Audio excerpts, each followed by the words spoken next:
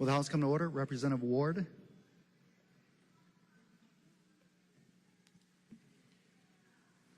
Mr. Speaker, may I continue? Yes, please continue. Mr. Speaker, I think I ended somewhere about you don't have to go to the moon to prove it's there. Correct.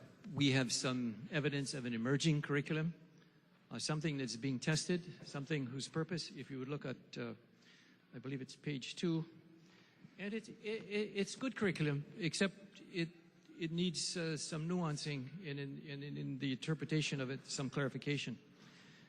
The PONO Choices, as it is called, is a 10-module curriculum that provides young adolescents, and this is particularly the 7th grade, 12 to 13, when you reach puberty. That's the class that it's in now. It gives them knowledge, attitudes, skills that are necessary to reduce the risk of sexually transmitted diseases or sexually transmitted infections, STIs, and pregnancy. And it goes on in detail. The proponents of the developers of this are the Berkeley Policy Associates, Hawaii Department of Education, Planned Parenthood of Hawaii, and Alolike. If my colleagues would turn to page, I believe it's page 3, where it says what schools are being impacted, or let's say treated. This is where the experience of this curriculum that probably not too many people are aware of. It's Aliumanu Middle School, Highlands Intermediate, Hilo Intermediate, Iao Intermediate, Kapolei Intermediate. You guys can read it all. And the charter schools, Hawaii Academy of Arts, Sciences, Science, Waters of Life, etc., etc. The point is, Mr. Speaker, this thing is pretty well circulated, and it's on a pilot basis, which is good. They're going to basically measure the effects of it, etc. Now, this is probably good because kids need to know about sex. No question about it whatsoever.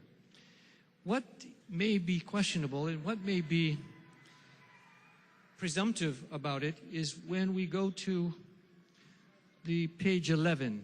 Everybody please go to page 11.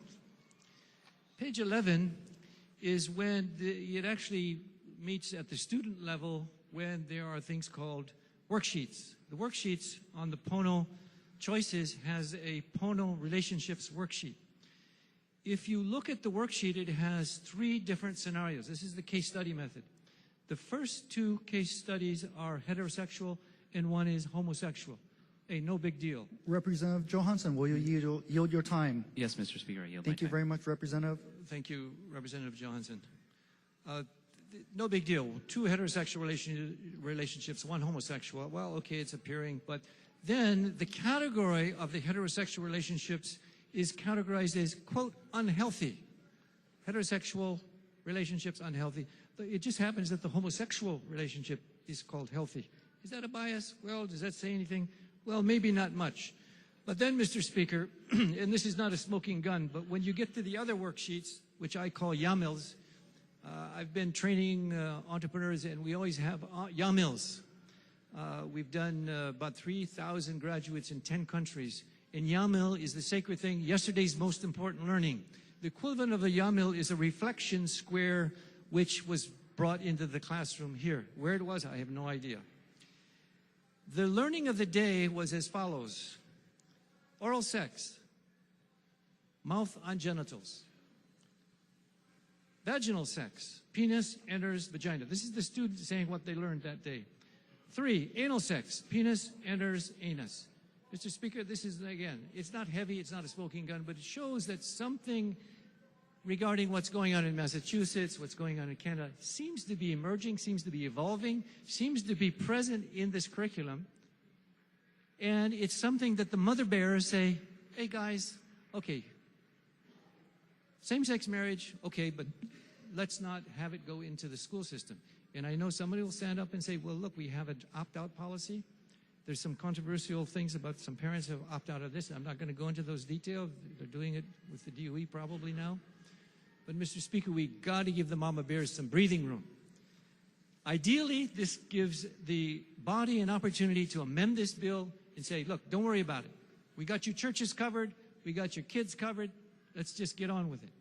And if the vote maintains the same as it is, and without any amendments, these people are going to be very angry, Mr. Speaker. They're going to say, you listened to us, but you didn't do anything about it. So I just bring that curriculum as new information that I added the other day to my floor speech, from where otherwise we amend, where teachers can opt out, parents can opt out, and this is something that I heard very loud and very clear from the people of Hawaii. Mr. Speaker, I think we are compelled to pay attention. Otherwise, as some call it, a sleeping giant, mother bears who are looking after their cubs are mother bears looking after the cubs. And I didn't even mention the papa bears yet. I didn't mention the Tanari Ma'afalas and the others with great intensity want to make sure that what we're going to do is Pono, even though that's what they've called this thing. We got to do what's Pono. We got to unite these groups up here. We got to live with each other, people. We've got to get beyond this, I'm for, I'm against, you're this, you're that. We got to unite people, Speaker. We as leaders have to project this unity. We have to get legislation that doesn't tie those groups up there in court, or shouting at each other, or fighting at each other, or making bullying remarks to each other, or bullying their kids in school.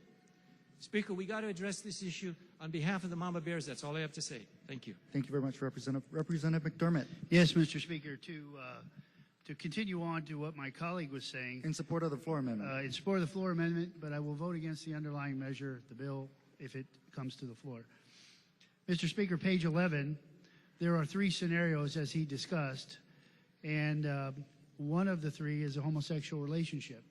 That would lead us to believe that 33% of the population, as it's being presented, are actually people who engage in homosexual behavior.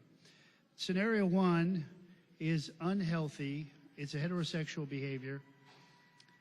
It's described as unhealthy. Scenario number two is a male-on-male homosexual behavior, which is described as, quote-unquote, healthy by the student who took the class.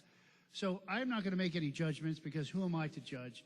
But I would refer the members to the National Institutes of Health to review the statistics on male-on-male sex and make their own determination if it is a healthy activity.